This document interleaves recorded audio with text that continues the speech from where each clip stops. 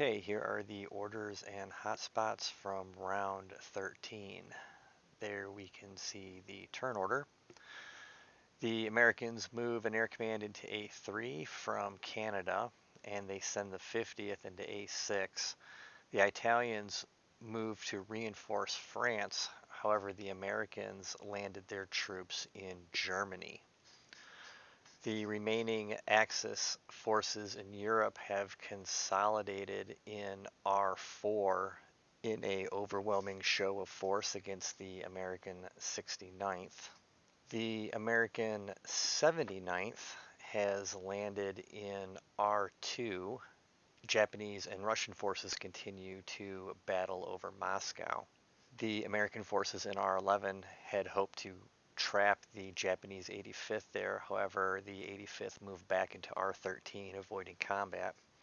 The American 64th has landed in J10. The Japanese did send an air command to P15 to try to sink those troops. However, the Americans did land. And the Japanese are starting to move forces toward the Americans. The 62nd leaves Australia, the 78th moves from P13, and the Japanese 97th and 3rd moves back to P3. The American 51st moves up to defend Alaska, while the remaining Japanese Navy launches an attack on American ports once again.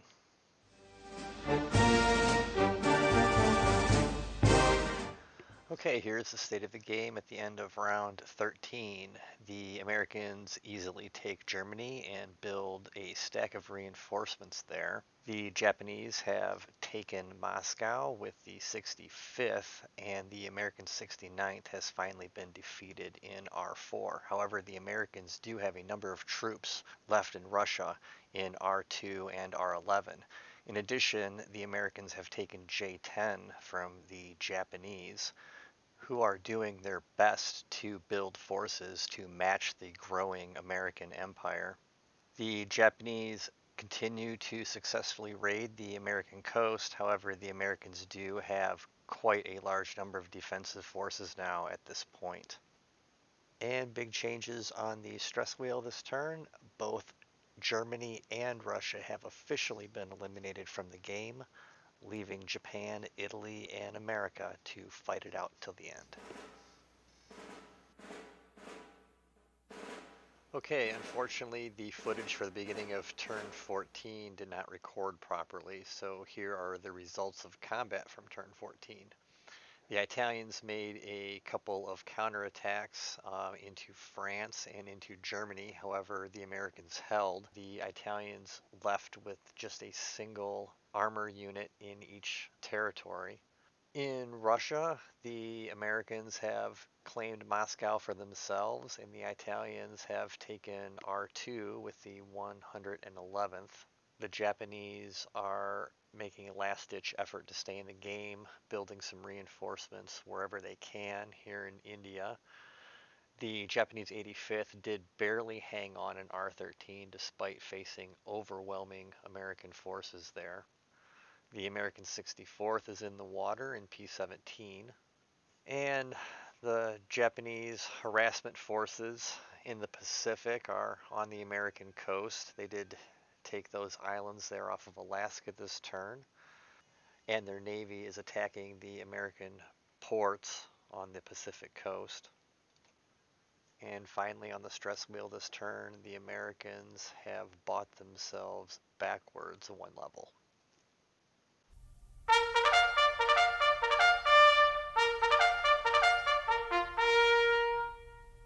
Okay, here is the turn order and hotspots for round 15. This will be the final round of the game.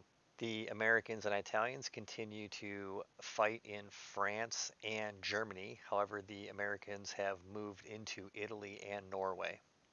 The Japanese 76th has advanced into R7. That is a free territory for the taking. The Italian 111th has attacked the Americans in Moscow. The Japanese 85th holds on for dear life against the Americans in R13, and the U.S. continues to march eastward through former Russian territory as the 73rd conquers R15. Down in the Pacific, the game of cat and mouse continues. The American 64th lands in Australia, being pursued by a small stack of Japanese air units. And finally, in Alaska, the Japanese have launched a desperation attack. A large number of troops have landed, supported by a significant number of air units as well. And finally, the Japanese Navy continues to pound the American ports on the Canadian western coastline.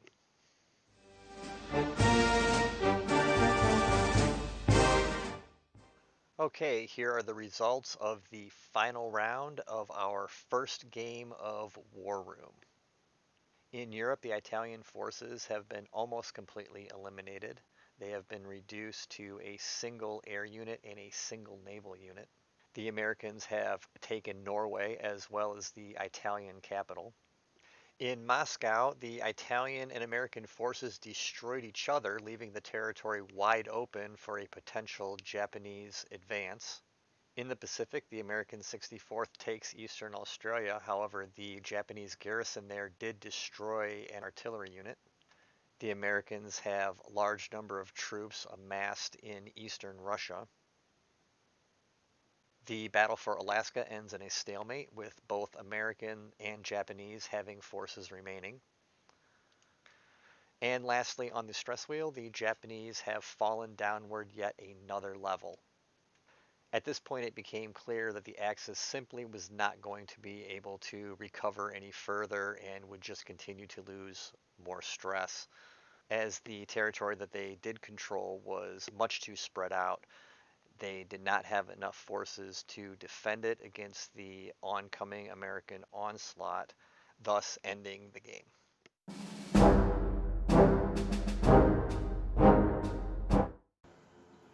Okay, end of turn 14. I'm not ready to concede. I know you don't want to, but you have no chance of winning this game.